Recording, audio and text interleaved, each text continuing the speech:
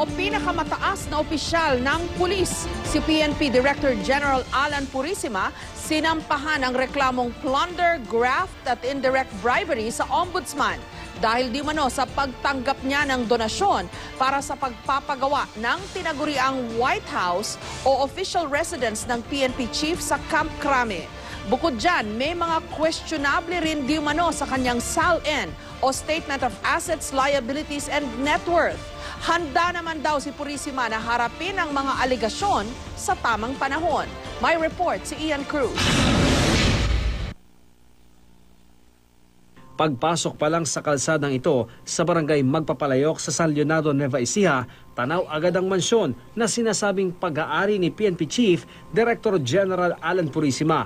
Walang humarap na caretaker sa GMA News pero ang ilang residente nagpatotoong umuuwi nga sa lugar ang hepe. Base sa kopya ng Statement of Assets, Liabilities and Net Worth ni Purisima na ibinigay ng Civil Service Commission sa GMA News, nakadeklara ang bahay at lupang pag-aari niya sa Nueva Ecija. 1.2 million pesos daw niya ito nabili noong 2002 pero may market value na raw ngayon na 3.75 million pesos. Bagay na kinukwestiyon naman ng Coalition of Filipino Consumers. Nakakamangha po yung property doon kasi nga po sa isang kausap kong arkitekto, baka bakod lang po ang 3.7 million. Nakadeklara rin sa 2012 SALN ni Purisima ang negosyo niyang trucking and hauling service at isang general merchandising sa Nueva Ecija. Sa taong iyon, 8.9 million pesos ang kanyang net worth.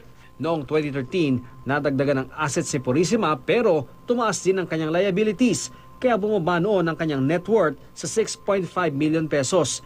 Bukod sa kanyang mga ari-arian sa Nueva Ecija, kailangan din daw ipaliwanag ni Purisima ang renovation sa White House o ang official residence ng PNP chief sa loob ng Camp Crame. Sinasabing 25 million pesos ang ginastos sa pagpapaayos nito. Pero sabi noon ng PNP, 12 million pesos ang ginamit sa estruktura. Galing daw ang donasyon sa mga kaibigan ni Purisima. Hindi naman kumbinsido ang mga kritiko. Gusto nilang malaman kung kanino eksakto nang galing ang donasyon para raw matiyak na walang conflict of interest. Dahil dito, sinampahan si Purisima ng mga reklamong plunder, indirect bribery at paglabag sa Anti-Graft and Corrupt Practices Act ng grupong Coalition of Filipino Consumers. Panahon na raw para alisin sa pwesto ang kasalukuyang hepe ng PNP. In terms of donations or anuman, ay hindi po yan pinapayagan ng batas na ibibigay sa proyekto pang gobyerno. Panawagan din namin sa ating mahal na presidente, paulit-ulit niyang pinagtanggol si Chief PNP. Panahon na siya mag-isip, baka ang taong bayan magagalit palalo sa kanila. Noong nakarang linggo lang, may mga grupo ring hinihingi ang pagbibitiw ni Purisima. Dahil naman ito sa serye ng mga krimen kinasasangkutan mismo ng mga pulis. Sa gitna ng mainit na issue, inabangan ang pagharap ni Purisima sa Senate hearing pero hindi sumipot ang hepe. Nang subukan ng GMA News sa kunin ng kanyang panig na natiling tikom ang kanyang bibig. Sir, short lang. Ba't di mo kayo dumating kahapon? Thank you. Sir, short lang. Sa gitna ng pananahimik noon ni Purisima, ipinagtanggol siya ni Pangulong Aquino. Ngayon naman, si DLG Secretary Marojas ang nagtanggol sa kanya. Si Director General Alan Purisima, I'm sure na may papaliwanag niya yan. Lahat kami sa pamahalaan ay nagfa-file ng SALN. Muling sinikap ng GMA News na makuha ang kanyang panig.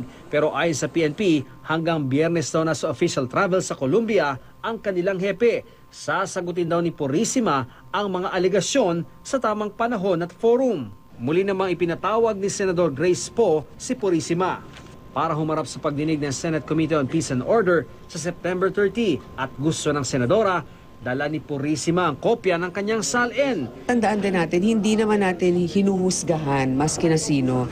Pero ang importante kasi dito ay ang liderato, leadership by example, para mawalan ng duda. Noong nakarang linggo lang, inanunsyo ang nakatagdang pagsasagawa ng lifestyle check mula sa mga ordinaryong pulis hanggang kay General Purisima at Secretary Rojas. Dahil kahit daw kailangan nilang magsumite ng SALN, aminadong PNP na wala namang sumusuri nito. Ian Cruz, GMA News.